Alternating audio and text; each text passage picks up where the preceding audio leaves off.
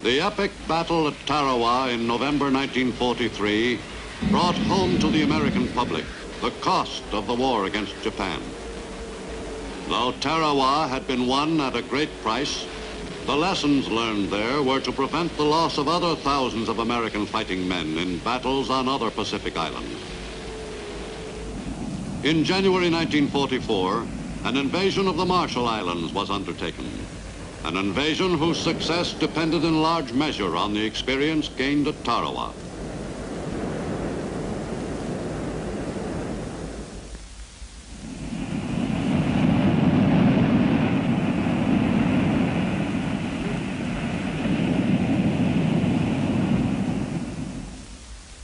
In the Central Pacific, the Marshall Islands constituted a block in the path of the U.S. drive westward. If that drive was to be successful, several strategically located islands in that group must be seized. In Hawaii, Admiral Chester Nimitz, Commander-in-Chief Pacific Fleet, and everyone in his command were vitally concerned with the preparations for the forthcoming assault on the Marshalls. For the Central Pacific Offensive, begun so auspiciously with the victories in the Gilbert Islands at Macon and Tarawa, depended for its success on a quick follow-up. The planned invasion of atolls in the next major island chain, the Marshalls, was to be followed by further assaults on islands still far to westward, in a giant island-hopping operation, which would take American fighting forces to the very doorstep of Japan itself.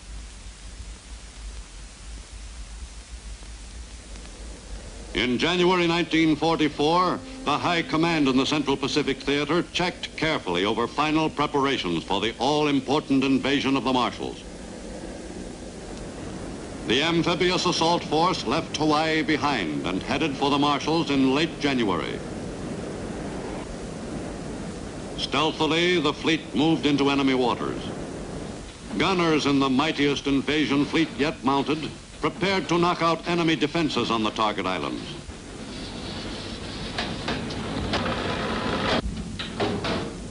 This time they planned to see to it that no one could possibly consider the naval shelling too light.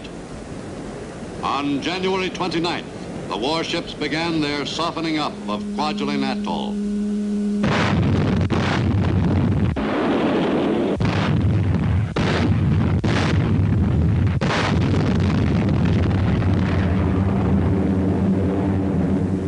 For weeks, liberators of the 7th Air Force pounded the atolls in the eastern and central Marshalls.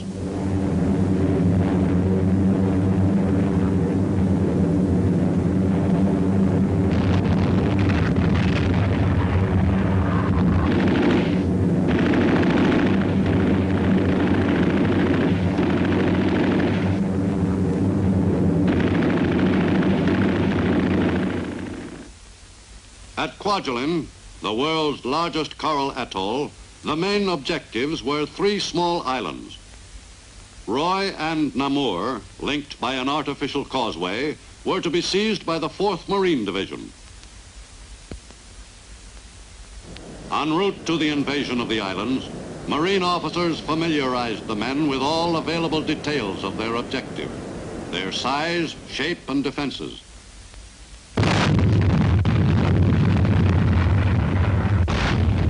At Kwajalein Atoll, the 4th Marine Division went into action for the first time. Most of the men had arrived only recently from Marine training camps in the United States. For the first time, the assault waves took their own supplies with them. H-hour, delayed almost 2 hours, was only minutes away. The men would be real veterans soon.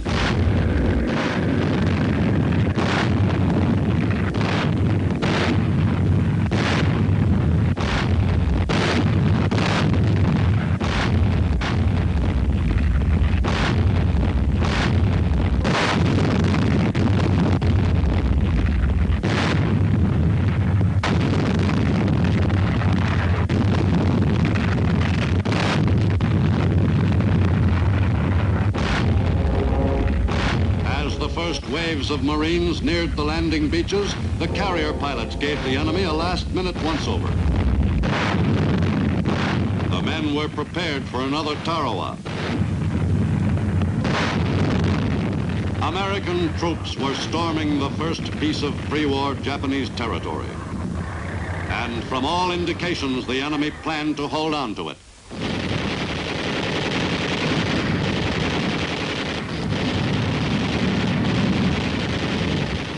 The 4th Division Marines were loaded for action.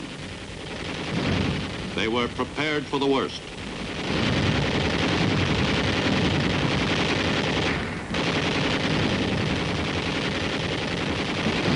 It was tough on the beach, but it was no Tarawa. Although enemy resistance was lighter than expected, the battle was no pushover. The area was still far from secure.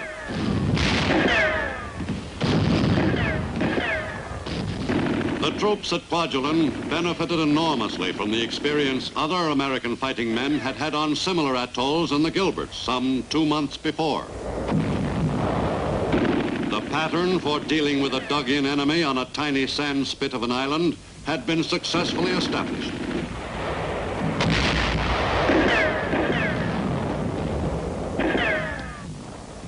The Marines took every precaution in dealing with the fanatical defenders of Roi and Namur.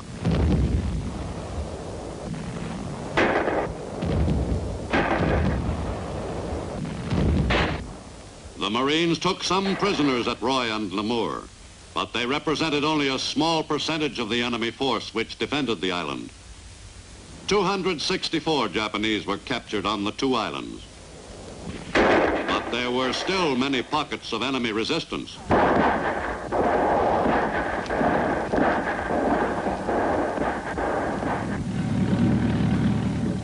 On Roi, the principal objective was the enemy airfield. Taking it was no simple task. During the afternoon, the battle raged on.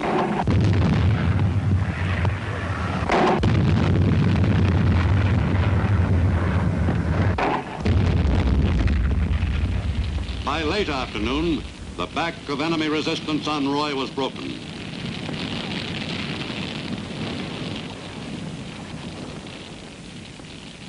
This time, the naval and air bombardment had achieved some notable results. The airfield on Roi was seized on D-Day afternoon. The strips had constituted an important launching platform for enemy planes. A number of the Japanese planes had been in no condition to leave the island before it fell. Namur was wrested from the enemy by the early afternoon of the 2nd day.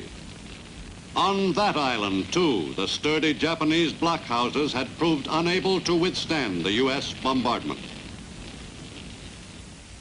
The enemy defenses were a favorite subject for combat artists, who sometimes accompanied the assault troops on Pacific invasions.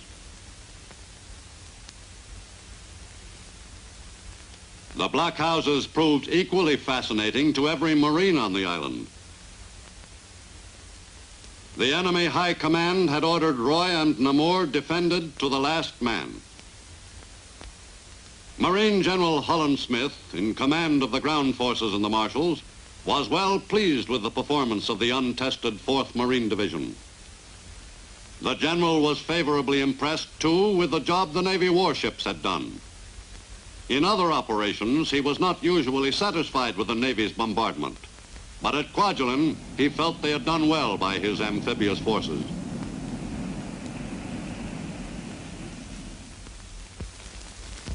The Japanese who garrisoned Roi and Namur hadn't believed it possible for their stronghold to fall to an American overwater assault.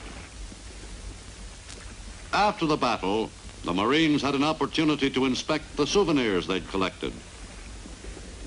The most highly prized memento throughout the Pacific was a Japanese samurai sword, usually carried only by high-ranking enemy officers. There was plenty of Japanese money for the invaders, but no place to spend it. The men who'd made the assault hadn't had a chance to take their shoes off since leaving the transports for the invasion. They almost felt civilized again. With the battle won, U.S. forces had reached another milestone on the road to Tokyo. Many of the men who had helped achieve that forward step had been cut down during the battle. In all cases possible, positive identification of the dead was sought by the Graves Registration Section of the 4th Marine Division.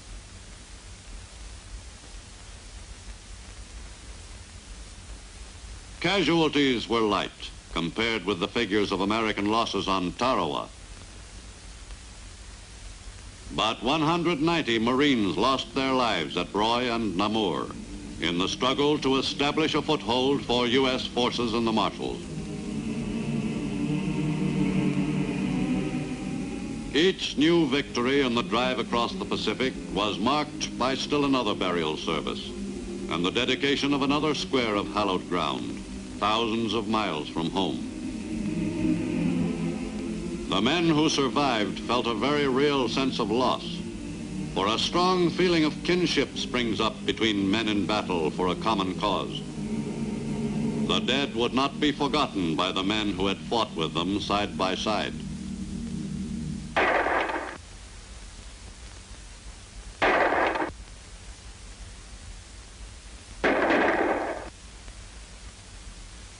Meanwhile, the U.S. Army's 7th Division was occupied with the enemy on the southernmost island of Kwajalein Atoll.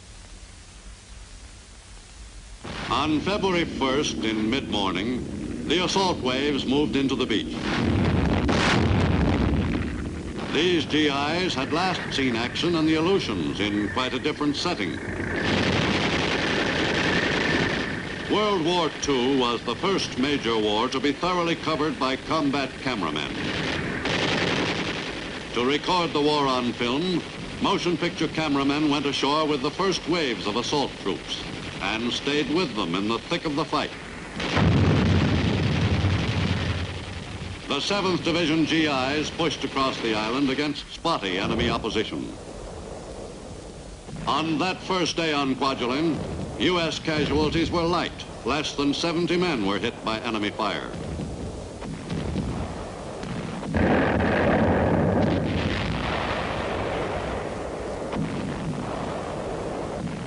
With the tanks pacing the advance, the GIs took the island yard by yard. The soldiers pressed the attack in the face of stiffening enemy resistance.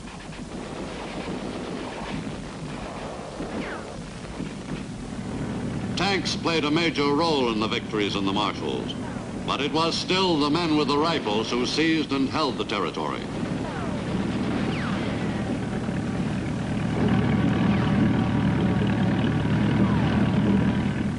On Kwajalein Islet, the coordination of tanks and infantry operating together had still not been perfected. But the advance was well executed. It was no easy job to overwhelm all the enemy troops on the island.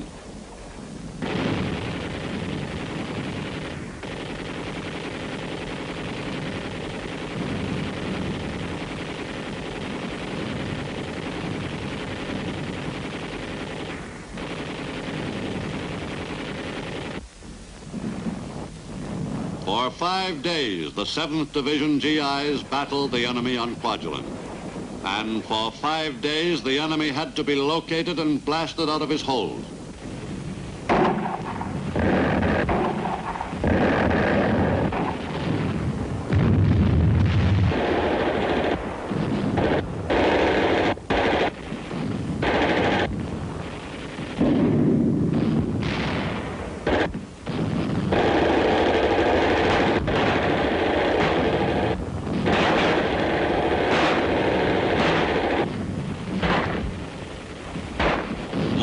More enemy soldiers were being knocked out of the battle by the determined GIs.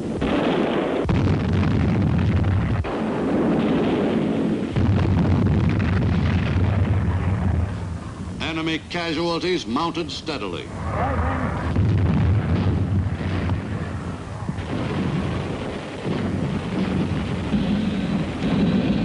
The weary GIs continued the attack against a well-entrenched enemy.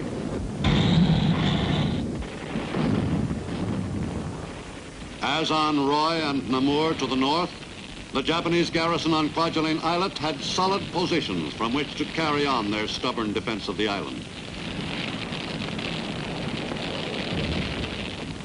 In the process of seizing the islet from the enemy, 1,214 American soldiers were hit on Kwajalein. The lightness of American casualties could be traced to the more careful preparation on the part of both the Army and Navy. On February 5th, the battle on Kwajalein Islet had been won. After the spirited struggle, 170 enemy troops were taken prisoner, all that was left of a garrison force of some 4,000. The enemy had lost the 3 key islands of one of the most strategic atolls in the Central Pacific. The defeated troops were beginning to have a few doubts about the invincibility of the Japanese war machine. In February 1944, U.S. forces pushed deeper into enemy territory, to the extreme western end of the Marshall Islands chain. Eniwetok Atoll was invaded in mid-February by 2 regiments, 1 Marine, 1 Army. The 22nd Marine Regiment landed first on Njebe Islet, and in a furious day-long battle knocked out a strong enemy garrison. The Marines on Njebe were seeing action for the first time, and they acquitted themselves well.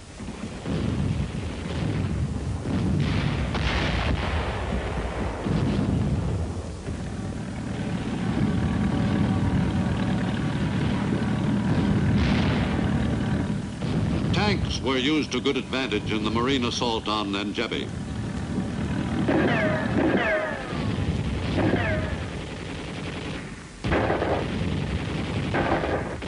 The 3 principal islets of Eniwetok Atoll were successfully seized by the 5 battalions of Marines and soldiers in 7 days.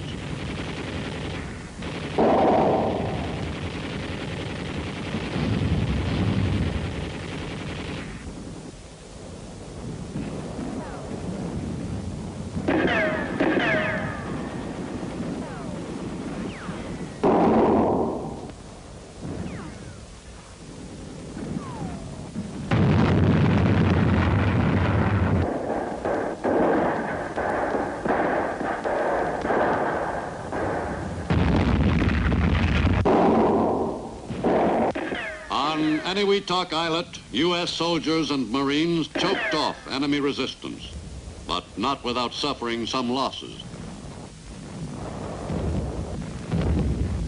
Many of the casualties among the riflemen were attributable to the light bombardment of this particular islet. On Parry Islet, 22nd Regiment Marines fought almost a duplicate of their earlier battle on Njebe, except that the enemy on Parry held out a bit more stubbornly. But the Marines mopped it up on the second day. During the final stages of the fight to seize the major islands of Eniwetok Atoll, work on the airstrips was being carried forward, often under enemy fire, by the hard-working members of a Navy service known as the Seabees.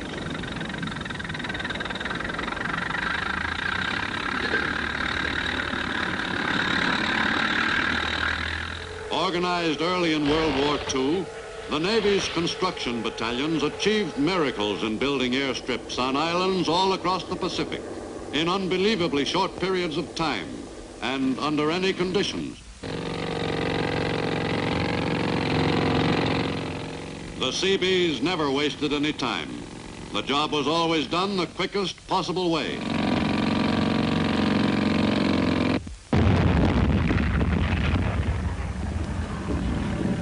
And the Seabees never lost an opportunity to take advantage of whatever came their way, including enemy equipment.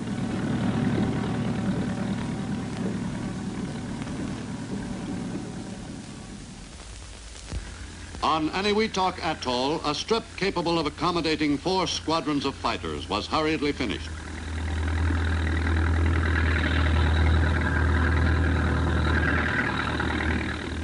The speed with which the Seabees could build an airstrip on any kind of terrain was a constant source of wonder to the fighting men in the area. Even the Army was impressed with the Seabees' accomplishments in the Pacific. The work of the construction battalions on islands all across the Pacific was greatly admired by the Marine Corps, charged with seizing and holding those bases. The Seabees' most vital functions included the construction and repair of airstrips, of coral and sand. For on the speed with which those airstrips were put into operation depended the speed of the continuing advance toward Japan. The majority of the 250,000 men in the Seabees had had experience in some phase of construction work before entering the service. That experience proved invaluable to the U.S. fighting forces. But even the most knowledgeable construction men were faced with many completely new problems on the islands of the Pacific. Once their job was done, the Seabees never had long to wait to see the results of their work. Windmill washing machines became familiar sights on the islands where the Seabees were on the job. Just one evidence of the versatility of the Navy's newest branch. But aids to comfortable living in the tropics were only spare time projects.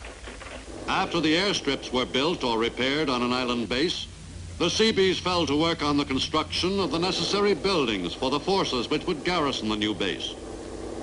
The job of creating a camp the size of a small city was usually only a few weeks' work for a battalion of Seabees. Their favorite boast, "We do the difficult immediately, the impossible takes a little longer," was not considered an overstatement by the troops in the Pacific. The housing of the fighting men was only one of the Seabees' responsibilities.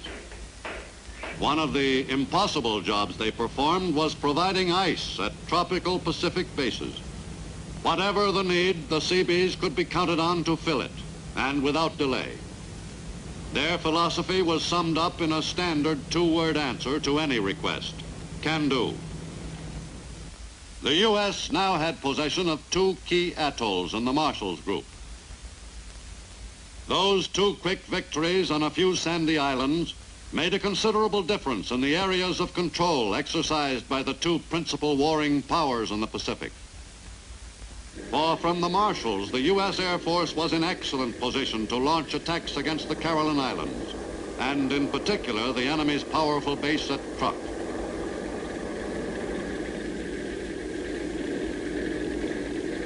From Kwajalein in mid-March, 7th Air Force bombers began a series of strikes against that enemy stronghold.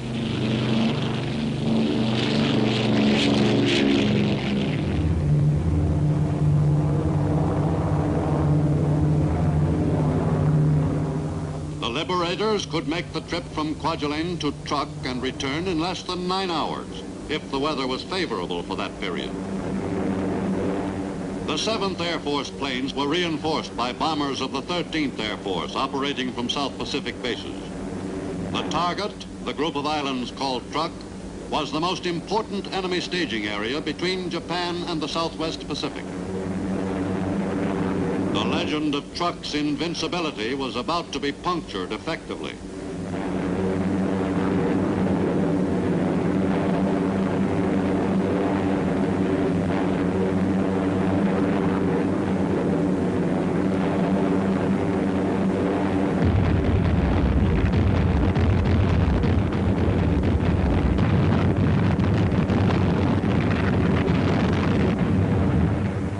The Liberators were depositing the new 2,000-pound bombs on the enemy's base. The attacks were highly successful.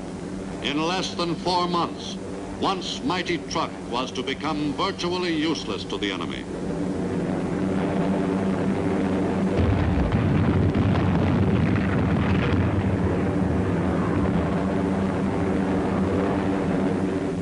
In a single month in early 1944, U.S. Air Force planes dropped a total of 1,813 tons of bombs on Truk. The enemy's stronghold was reduced to a mere shell.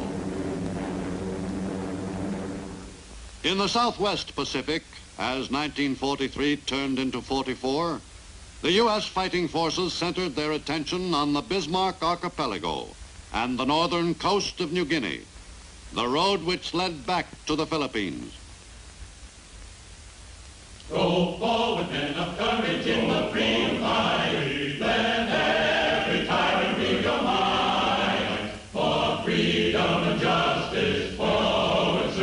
Let us be marching.